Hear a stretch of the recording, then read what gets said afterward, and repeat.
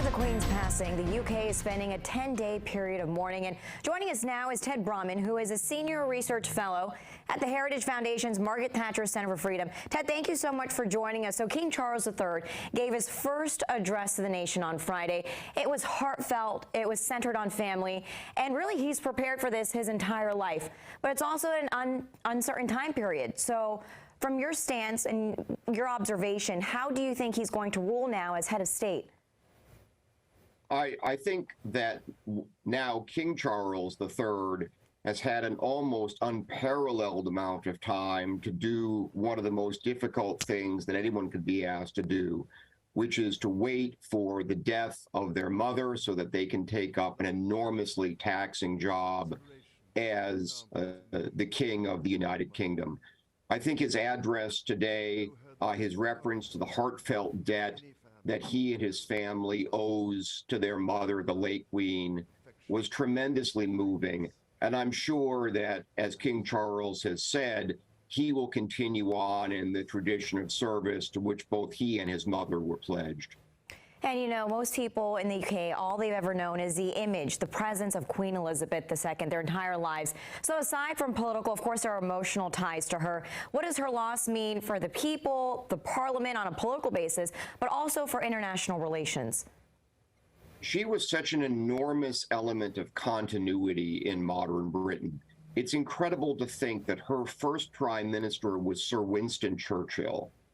She was a public figure, though she was not queen, during World War II.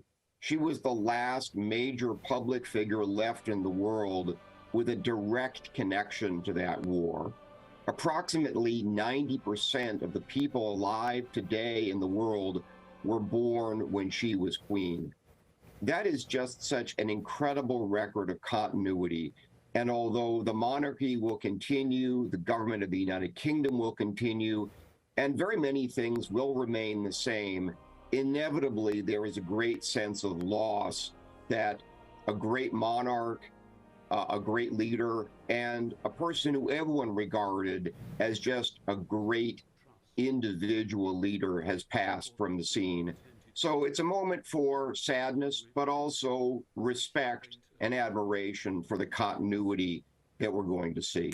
And Ted, Operation London Bridge is a plan that's been in the works for quite some time now for the next steps following the Queen's passing. So what can we expect to see happen for her funeral? And also I want to ask the coronation of King Charles III. I had read that for her coronation, it was 16 months after her father's death. Can we expect a shorter timeline?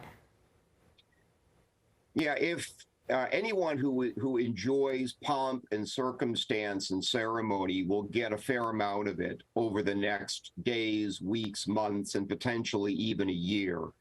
Of course, there will be a funeral for the late Queen.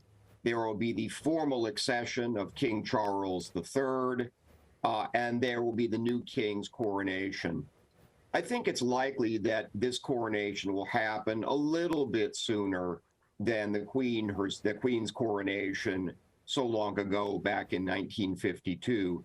But coronations are a complicated affair, and it's important, particularly in this case, that everything goes right. So I think this monarchy and this government, because it is also in part a government decision, will have to take their time. But we might well see a coronation take place next summer, when we can hope the weather in Britain will be suitable. And I want to ask about now Prince of Wales William. A lot of attention now towards his family. What is the expectation for them now? And is there a sort of excitement building on his future? You know, with the best will in the world, King Charles III will inevitably not reign as long as his late mother did. He's already into his 1970s. He's had such a terrible and difficult job for so much of his life, waiting for his mother to pass away so that he could take up the throne. The Prince of Wales, William, the new Princess of Wales, will have a much shorter waiting period, and they will be younger when they take the throne in King Charles' stead in due course. So there will be excitement for the potential arrival of a younger monarch. But let's not get ahead of ourselves. King Charles may have many years on the throne, And I don't doubt that he will do his best to fulfill that role just as his mother did. All right, Ted Brahman from the Margaret Thatcher Center for Freedom, thank you so much for being here on Capitol Review and for your time. Thank you.